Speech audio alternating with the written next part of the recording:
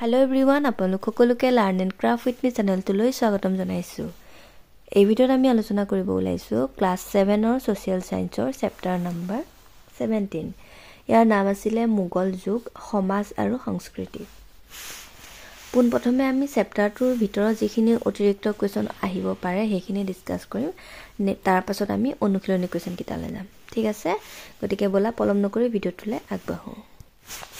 ইয়াতে তোমালোকৰ এটা কুৱেশ্যন আহিব পাৰে যে ভাৰতবৰ্ষত মোগল সাম্ৰাজ্য কোনে প্ৰতিষ্ঠা কৰিছিলে, আৰু ইয়াৰ আনচাৰটো কি হ'ব? ভাৰতবৰ্ষত মোগল সাম্ৰাজ্য প্ৰতিষ্ঠা কৰিছিল বাবৰে। ঠিক আছে, বাবৰৰ স্থাপত্য কৰ্মৰ ভিতৰত বিখ্যাত আছিল পানীপটৰ কাবুলবাগ আৰু চম্বলৰ জুমা মছজিদ। ইম্পৰ্টেণ্ট, তোমালোকে ধুনীয়াকৈ নোট ডাউন কৰি যাবা। হ'ল। নেক্সট দিছে হাৰিয়ানাৰ হিছাৰ জিলাত ফাতেহাবাদত থকা মছজিদ আৰু দিল্লীৰ হুমায়ুন সুদ তেওঁৰ শিল্প প্ৰীতিৰ অন্যতম স্বাক্ষৰ। পাৰ্চিয়ান কাৰিকৰী মিৰাক মিৰ্জা গিয়াছ ইয়াৰ নিৰ্মাতা। ঠিক আছে, হুমায়ুন সুদৰ নিৰ্মাতা কোন? কাৰিকৰ মিৰাক মিৰ্জা গিয়াছ। ঠিক আছে, নেক্সট চোৱা। ইয়াতে আকবৰৰ কথা দিলে। আকবৰে কি কৈছিলে যে লাহোৰ, এলাহাবাদ, আগ্ৰা, ফাতেহপুৰ চিক্ৰী আৰু অন্যান্য ঠাইত আকবৰে যিবিলাক অট্টালিকা, মছজিদ, সমাধি, দৰৱাজা আদি নিৰ্মাণ কৰাইছিলে প্ৰতিটোতে আকবৰৰ কলাসুলভ মনোভাৱ প্ৰকাশ পাইছিল। ফতেহপুৰ চিক্ৰী অট্টালিকাই আকবৰৰ সপোনৰ ঐক্যবদ্ধ ভাৰতক প্ৰতিফলিত কৰিছিল, কাৰণ পাৰ্চী, হিন্দু আৰু ইছলামীয় শিল্প ৰীতিৰে সংমিশ্ৰণেৰে এইবোৰ সাজি উলিওৱা হৈছিল। আকবৰৰ দিনৰ অট্টালিকা নিৰ্মাণত ৰঙা শিলৰ গুৰি ব্যৱহাৰ কৰা হৈছিল। এইবিলাক বস্তু শ্বৰ্ট কুৱেশ্যন আহিব পাৰে। ইয়াতে তোমাৰ যিকোনো এটা দি দিব পাৰে কোনে নিৰ্মাণ কৰিছিলে, হয়নে? ইয়াতে আমি কি পাইছিলোঁ চোৱা, ফতেহপুৰ চিক্ৰী, এইটো ইম্পৰ্টেণ্ট। এইটো কোনে উলিয়াইছিলে, কোনে মানে নিৰ্মাণ কৰিছিলে? মহামতি আকবৰে। ঠিক আছে, নেক্সট চোৱা। ইয়াতে আকৌ দিলে শ্বাহজাহানৰ ৰাজত্বকাল কলা সংস্কৃতিৰ যোগেদি নদন বদন হৈ পৰিছিল বাবে এই কালচোৱাক মোগল স্থাপত্যৰ স্বৰ্ণযুগ বুলি কোৱা হয়। এতিয়া স্বৰ্ণযুগ বুলি কাৰ শাসনকালক কোৱা হয় বুলি সুধিব পাৰে? কাৰ? শ্বাহজাহানৰ। ঠিক আছে, এতিয়া শ্বাহজাহানৰ কথাটো আমি জানোৱে। তাজমহলটো কোনে নিৰ্মাণ কৰি আছিলে? শ্বাহজাহানে, হয়নে? তেওঁৰ পত্নী মমতাজৰ স্মৃতিত, হয়নে? এতিয়া চোৱা, শ্বাহজাহানে নিৰ্মাণ কৰা তাজমহল তেওঁৰ পত্নীৰ প্ৰেমৰ অমৰ সাক্ষী। পৃথিৱীৰ 7টা আচৰিত বস্তুৰ ভিতৰত তাজমহলো এটা। ভাবিলে আচৰিত লাগে, হয়নে? যে পৃথিৱীৰ 7টা বস্তু মানে আচৰিত বস্তুৰ ভিতৰত এটা আছে তাজমহল, যিটো বনাইছিলে শ্বাহজাহানে। ঠিক আছে, তাৰ ভিতৰতে মতি মছজিদ আৰু দিৱানী আম বিখ্যাত আছিল। শ্বাহজাহানবাদ নামেৰে সম্পূৰ্ণ মাৰ্বলৰ কাৰুকাৰ্যৰে এখন অপূৰ্ব চহৰো নিৰ্মাণ কৰাইছিলে। দেখিছা, মানে মাৰ্বলৰ এখন চহৰ। নামটো কি? চহৰখনৰ নাম শ্বাহজাহানাবাদ। শ্বাহজাহানাবাদত তেওঁ চালে চকুৰোৱা জুমা মছজিদটো সজাইছিলে, আৰু এই জুমা মছজিদটোত কোনে সজাইছিলে? শ্বাহজাহানে। আৰু ক'ত সজাইছিলে? শ্বাহজাহানাবাদত। ঠিক আছে, যিখন মানে চহৰ কি কৰিছে? মাৰ্বলেৰে বনাইছিলে। হয়, পৃথিৱীৰ বিখ্যাত মৰু সিংহাসন শ্বাহজাহানৰ দিনতে সাজি উলিওৱা হৈছিল। দুষ্প্ৰাপ্য হীৰা, মুকুতা, পান্না আদি সুসজ্জিত সিংহাসন দেখাত এখন খাটৰ দৰে আছিলে। অৱশ্যে এই সিংহাসন নাদিৰ শ্বাহে ভাৰত আক্ৰমণ কৰি মোগলৰ পৰা কাঢ়ি লৈ গৈছিলে। চোৱা, কি আছিলে? বিখ্যাত ময়ূৰ সিংহাসনো তোমাৰ কোনে উলিয়াইছিলে? শ্বাহজাহানে উলিয়াইছিলে। কিন্তু এই শ্বাহজাহানে উলিয়াইছিলে, কিন্তু কোনে লৈ গ'ল? নাদিৰ শ্বাহে ভাৰত আক্ৰমণ কৰি লৈ গৈছিলে। ঠিক আছে, শ্বাহজাহানে লাহোৰ, কাশ্মীৰ আদি ঠাইতো বহু বিতোপন অট্টালিকা আৰু মছজিদ নিৰ্মাণ কৰাইছিল। দিল্লীৰ দুৰ্গৰ ভিতৰত সজোৱা দিৱানী আম আৰু দিৱানী খাজ আকৰ্ষণৰ কেন্দ্ৰবিন্দু আছিল। এইবোৰ বস্তু মনত ৰাখি থবা। শ্বাহজাহানৰ দিনত বহুত কিছুমান কাম হৈছিলে, এইবোৰ মনত ৰাখি থবা, কুৱেশ্যনত তোমালোকক সুধি দিব পাৰে। হ'ল। নেক্সট চোৱা, জাহাংগীৰৰ শিল্পকলা। এইটো তোমালোকৰ এটা কুৱেশ্যন আছে, সেইটো চাই লোৱা যে মোগল চিত্ৰশিল্পই চৰম উৎকৰ্ষ সাধন কৰিছিল জাহাংগীৰ শাসনকালত। চিত্ৰকলা দেই, চিত্ৰকলাৰ কথা চাবা। জাহাংগীৰ নিজে এজন চিত্ৰপ্ৰেমী আছিল। কল্পনাৰ পৰিৱৰ্তে বাস্তৱক প্ৰাধান্য দিবলৈ তেওঁ চিত্ৰকৰ সকলক আহ্বান জনাইছিল। জাহাংগীৰৰ দিনত ক্ষুদ্ৰ চিত্ৰশিল্পইও এক সুকীয়া আসন দখল কৰিছিলে। বিখ্যাত চিত্ৰকৰ মনছুৰ মুৰাদ, বিখন দাস আদিয়ে জাহাংগীৰৰ ৰাজসভা শুৱনি কৰিছিল। এইকেইটা মনত ৰাখিবা দেই। শ্বাহজাহানে চিত্ৰশিল্পৰ জগতলৈ আগবঢ়োৱা অৱদান নগণ্য যদিও তেওঁৰ পুত্ৰ দাৰা এজন চিত্ৰশিল্পৰ প্ৰধান পৃষ্ঠপোষক আছিল। দাৰা নিজেও এজন চিত্ৰকৰ আছিল। দাৰা কোন আছিলে? তোমাৰ তেওঁৰ পুত্ৰ। কোন আছিলে? জাহাংগীৰৰ পুত্ৰ, হয়নে? তো সংগীতৰ কথা দিছে। তানসেন আকবৰৰ ৰাজসভাৰ এজন বিখ্যাত গায়ক আছিলে। এই তানসেনৰ নামটো তোমালোকে শুনিছা চাগে। তেওঁ কোন আছিলে? গায়ক আছিলে। আৰু কাৰ ৰাজসভাৰ? আকবৰৰ। হ'ল। প্ৰধানকৈ পাৰ্চী আৰু তুৰ্কী ভাষাত সাহিত্যসমূহ ৰচনা কৰা হৈছিল। অতি ব্যস্ততাৰ মাজতো বাবৰে তুৰ্কী ভাষাত তুজুক-ই-বাবৰি নামৰ এখন বিখ্যাত আত্মজীৱনীমূলক গ্ৰন্থখন ৰচনা কৰিছিলে। ইম্পৰ্টেণ্ট, তুজুক-ই-বাবৰি কোনে লিখিছিলে? বাবৰে। হ'ল।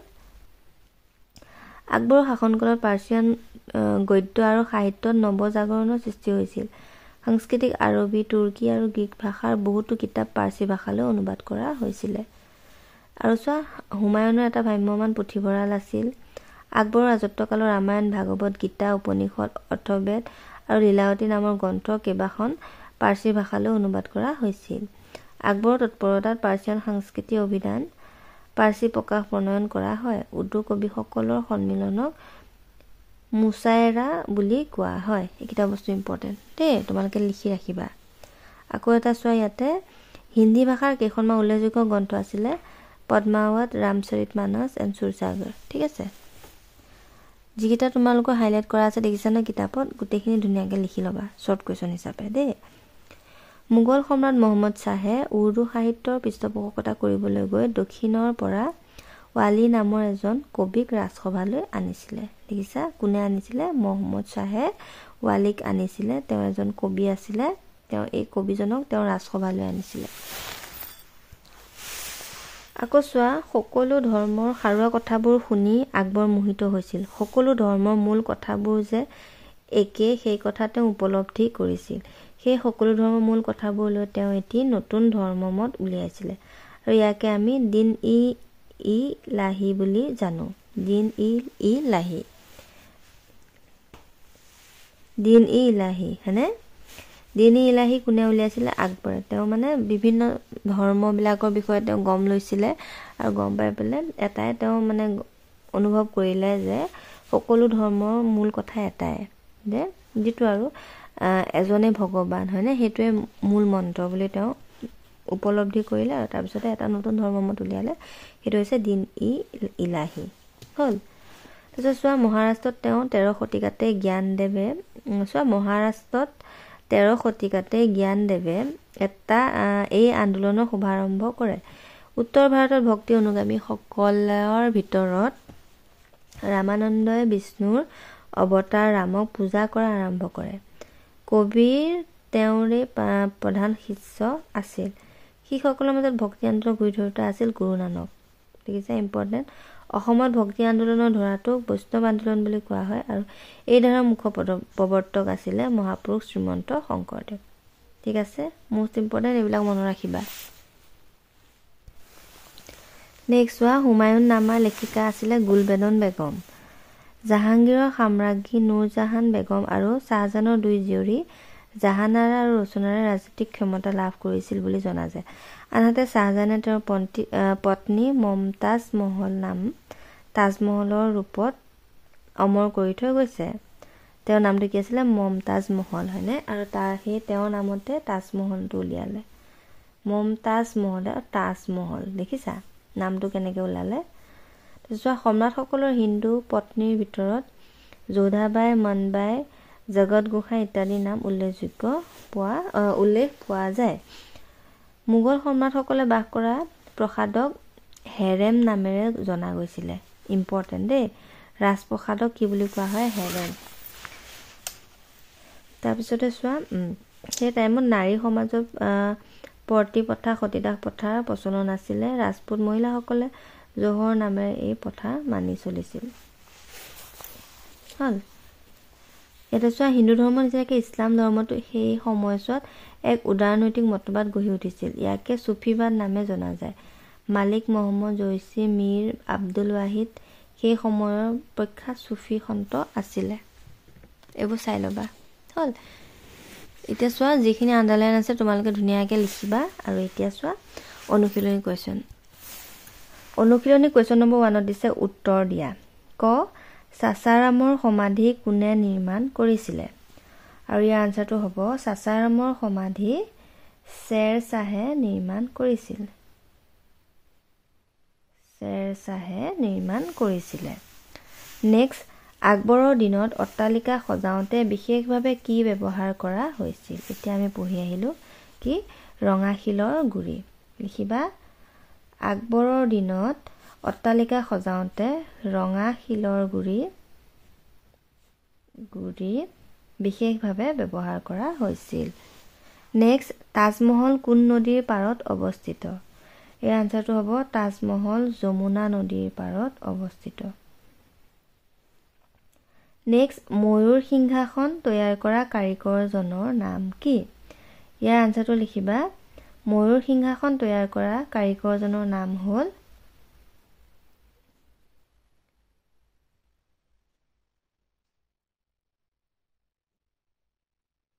বেবদন খাঁ অসমত ভক্তি আন্দোলনৰ ধাৰাটোক কি বুলি জনা যায় বৈষ্ণৱ আন্দোলন অসমত ভক্তি আন্দোলনৰ ধাৰাটোক কি বৈষ্ণৱ আন্দোলন বুলি জনা যায়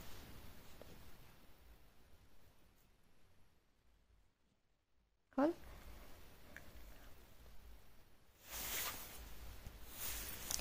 নেক্সট কি দুটা ভাষাৰ সংমিশ্ৰণত উৰ্দু ভাষা সৃষ্টি হৈছিল ইয়াৰ আনসাৰটো হ'ব হিন্দী আৰু পাৰ্চী হয়নে এই দুটা ভাষা লগ হৈ পেলাই উৰ্দু ভাষাটো সৃষ্টি হৈছিলে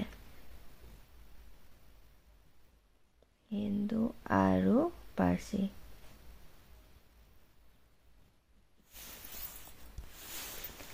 2 নম্বৰ শুদ্ধটোতো বাছি উলিওৱা ফতেহপুৰ সিক্ৰী অট্টালিকা নিৰ্মাণ কৰাইছিল জাহাংগীৰে আকবৰে বাবৰে আৰু ইয়াৰ আনসাৰটো কোন হ'ব আকবৰে নিৰ্মাণ কৰাইছিল ফতেহপুৰ সিক্ৰী নেক্সট তাজমহল নিৰ্মাণ কৰা হৈছিলে ৰঙা শিলৰ গুৰি শুদ্ধ বগা মাৰ্বলেৰে আৰু ইটা চিমেণ্টেৰে ইয়াৰ আনসাৰটো হ'ব শুদ্ধ বগা মাৰ্বলেৰে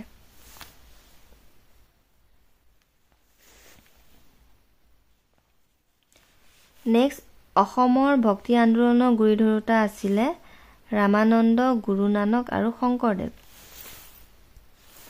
আৰু ইয়াৰ আনসাৰটো কি হ'ব শংকৰদেৱ মোগল চিত্ৰশিল্পই চৰম উৎকৰ্ষ সাধন কৰিছিল জাহাংগীৰ শাহজাহান ঔৰংগজেবৰ শাসনকালত কাৰ শাহজাহান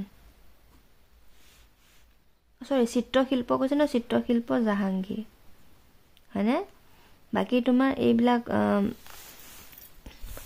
স্থাপত্য ভাস্কৰ্য এইবিলাকে শাহজাহানৰ দিনত বেছি হেৰি হৈছিলে হয়নে নেক্সট হোৱা তুৰ্কী ভাষাৰ তুজুক-ই বাবৰি নামৰ আত্মজীৱনীখনৰ ৰচক আছিলে বাবৰ আকবৰ হুমায়ুন কোন আছিলে বাবৰ হয়নে তাৰপিছত চোৱা নেক্সট খালী ঠাই পূৰ কৰা পানীপথৰ কাবুলবাগ আৰু চম্বলৰ ডেছ বাবৰে নিৰ্মাণ কৰাইছিলে কি আছিলে জুমা মছজিদ হয়নে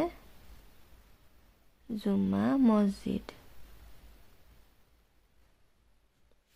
দেশৰ শাসনকালত মোগল স্থাপত্য শিল্পৰ স্বৰ্ণযুগ বুলি কোৱা হয় মাত্ৰ আমি কৈ আহিলোঁ কোন শাহজাহান শাহজাহানৰ শাসনকালছোৱাক স্থাপত্য শিল্পৰ স্বৰ্ণযুগ বুলি কোৱা হয় জাহাংগীৰৰ দিনত দেশ শিল্পৰ চৰম বিকাশ হৈছিলে কি চিত্ৰশিল্পৰ ছবি আৰু হয়নে তেওঁ ভাল পাইছিলে আকবৰৰ দিনত প্ৰকাশ পোৱা অভিধানখনৰ নাম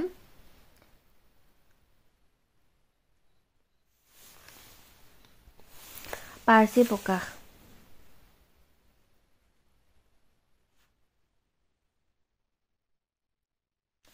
অসমৰ বৈষ্ণৱ আন্দোলনৰ ধাৰাটোৰ মুখ্য প্ৰৱৰ্তক আছিলে শংকৰদেৱ মানে শ্ৰীমন্ত শংকৰদেৱ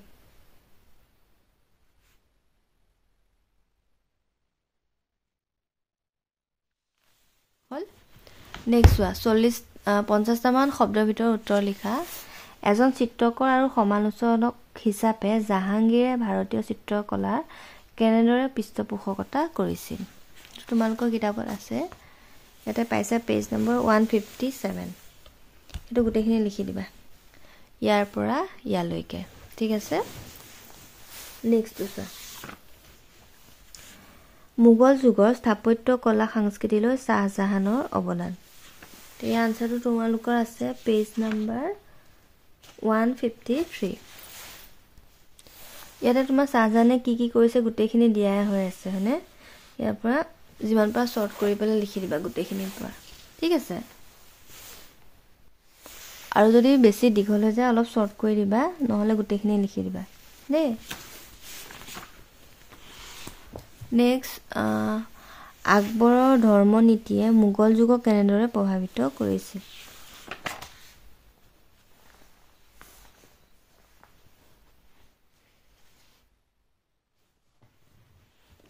ইয়াতে এইটো দিনী ইলাহি কথা যে দিছে যে এইখিনি লিখিলেই হ'ল ইয়াৰ পৰা লিখিবা প্ৰধান বৈশিষ্ট্য আছিল ঠিক আছে নেক্সট মোগল যুগৰ কেইগৰাকীমান উল্লেখযোগ্য মহিলাৰ নাম তোমালোকৰ ইয়াত আছে লাষ্টৰ ফালে এতিয়া আমি পঢ়ি আহিলো যে তাৰ পৰা লিখি দিলে হ'ল আৰু ইয়াতে আছে নহয়